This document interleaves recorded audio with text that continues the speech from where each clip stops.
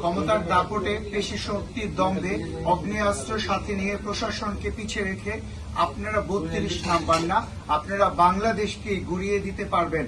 কিন্তু বাংলাদেশের কোটি কোটি মানুষের মনে বাংলাদেশের মহান স্বাধীনতা, 30 লক্ষ শহীদ, 2 লক্ষ মা বোনের সম্ভ্রমের বিনিময়ে অর্জিত যেই স্বাধীনতা, আর সেই স্বাধীনতার ডাক এসছে ধানমন্ডি 32 নাম্বার থেকে।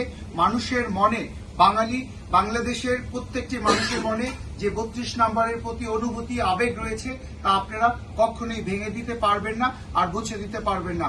আমরা বাংলাদেশ থেকে হাজার হাজার কিলোমিটার দূরে এসে আজকে যারা বাংলাদেশের মহান মুক্তিযুদ্ধে 1971-এর স্বাধীনতায় বিশ্বাস করি, আমরা ধানমন্ডি 32 নাম্বার, যেখান থেকে বাংলাদেশের জন্ম, স্বাধীনতার সূচনা হয়েছে, আমরা পর্তুগাল আওয়ামী লীগের পক্ষ থেকে তীব্র নিন্দা এবং প্রতিবাদ জানাই।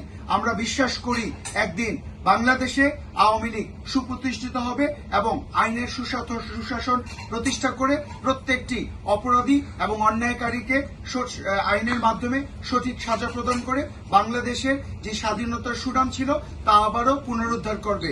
আমরা আস্থা রাখি শেখ হাসিনায় এবং বঙ্গবন্ধুর স্বপ্নের সোনার বাংলায়। সবাই ভালো থাকবেন।